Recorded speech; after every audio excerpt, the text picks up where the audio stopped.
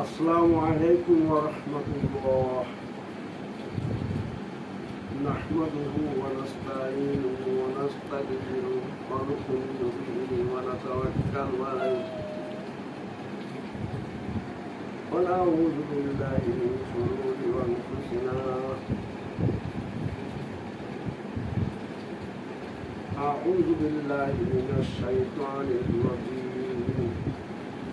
বিসমিল্লাহির রাহমানির রাহিম।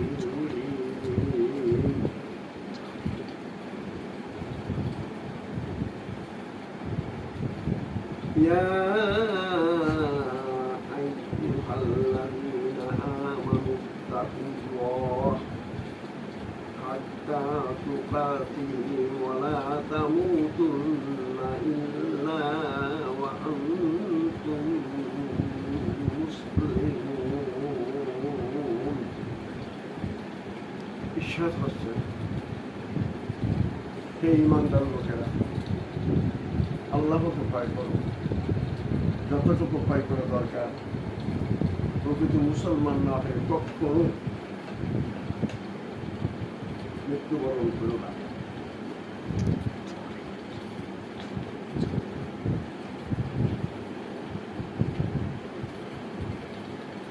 আল্লাহ রাব্বুল আলামিন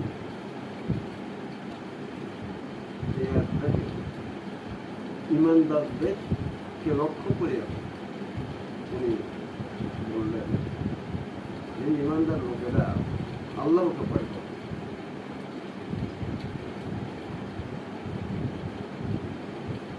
প্রকৃত যতটুকু ভয় করা দরকার, প্রকৃত মুসলমান না হয়ে কখনো মৃত্যুবরণ করো না।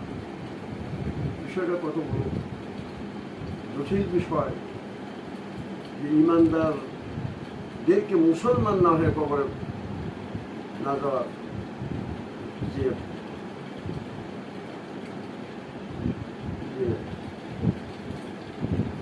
গভীর হুঁশিয়ার আল্লাহ রাব্বুল আলামিন ঈমানদারদেরকে বললেন, হুঁশিয়ার করে দিলেন। প্রকৃত মুসলমান হতে হবে, ঈমানদারদেরকেই প্রকৃত মুসলমান হতে হবে। মুসলমান তাহলে ঈমানদার।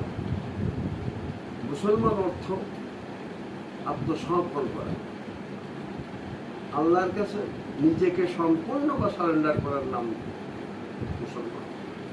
আল্লাহর হুকুম, আল্লাহ নিষেধ সবকিছু পরিপূর্ণভাবে আল্লাহর উপর তোয়াক্কাল করা, নিজেকে সম্পূর্ণ আল্লাহর উপর সুপর্দ করে দেওয়ার কথা এখানে বলা হয়েছে। কোনো অবস্থাতেই নিজেকে যদি আল্লাহর কাছে নিবেদন না করতে পারি, আল্লাহর কাছে যদি সম্পূর্ণ সারেন্ডার না করতে পারি, এই ঈমান আনার পরও এই হুঁশিয়ার করে দিলেন আল্লাহ রাব্বুল আলামিন ঈমানদারদেরকে। এই হিসাবে প্রকৃত মুসলমান হওয়ার জন্য তাগিদ দিলেন আল্লাহ রাব্বুল আলামিন, যে মুসলমান না হয়ে আত্মসমর্পণ না করে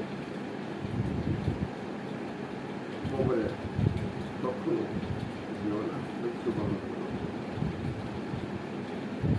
এই হিসাবে আমরা যারা মুসলমান, আমরা যারা ঈমান এনেছি কিন্তু মুসলমান হয় নাই,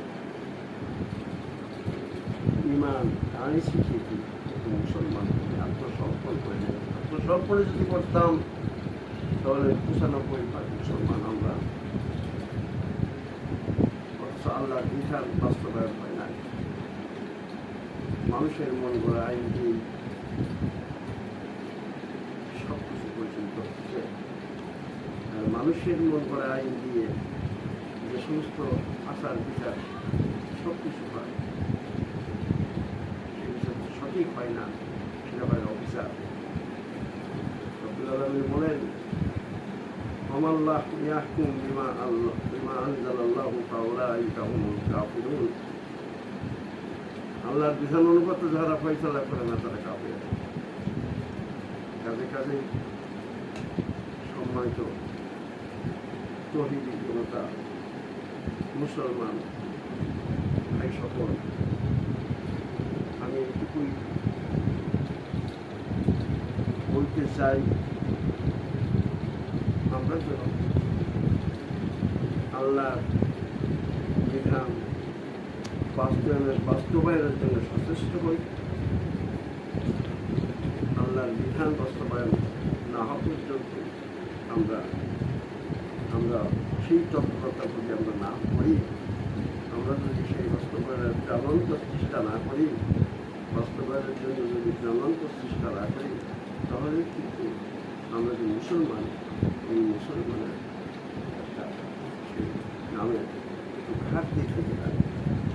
তাই অনুরোধ করবো সবাইকে, আল্লাহর এই আয়াতের উপর আমরা যেন সঠিক অবস্থা